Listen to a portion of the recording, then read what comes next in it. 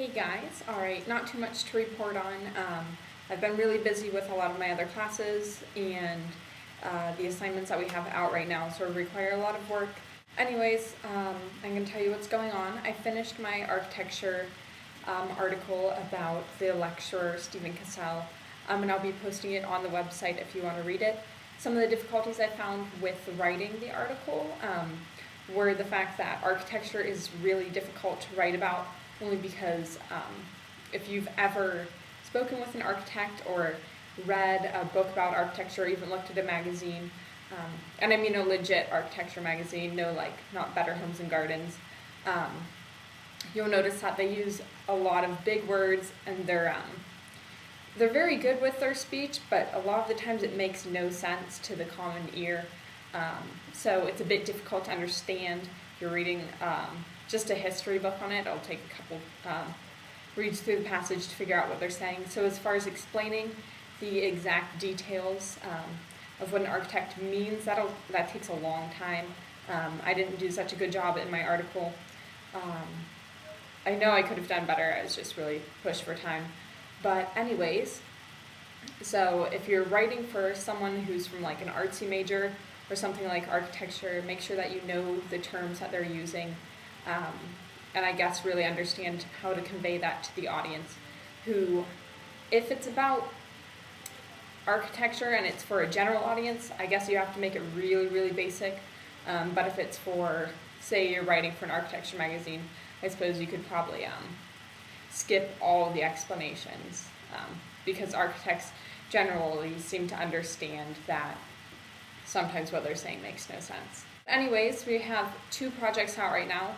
The first is a photo slide project where we have to go out and take some pictures and then get some audio recordings for it. So I was hoping for that one that I could do this toddler ice skating program that they have at the skating rink.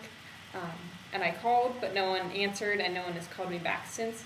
So that's a bit stressful, not knowing if they're going to call back, because I don't want to go unless I know that there's actually kids in the program. It would be a waste of my Saturday to spend it at the ice skating rink when no one's there. Another idea I had was going to the planetarium and interviewing the man who actually gives the planetarium shows and seeing how he got involved. I guess I'm not sure what that's called, but in stars and planets, as being in the planetarium. And I did call the number that was attached to the event, and the lady who answered directed me to another man, so I called him and left a message, and he hasn't called me back yet, so that's frustrating too. And then I also called the conservatory because I thought it'd be a neat thing for the photo slides, maybe to get a tour of the inside of the conservatory and then do some interviews with the people who are in charge of it. So that's another thing I thought I might do, but alas, no one has called me back.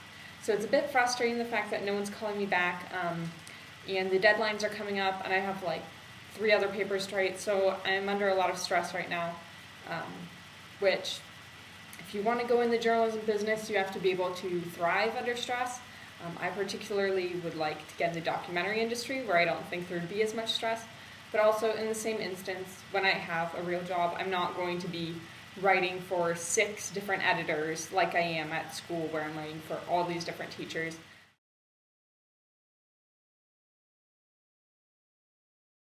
It's called mediacollege.com, and it is free resources for film and digital media production. I found this really useful when I was working on my video basics class. Just if you're going to get into media, you want to know something about using electronics as far as videos and cameras. So this is a really good site. It's got different sections about video, audio, lighting, photography, graphics, computers, etc.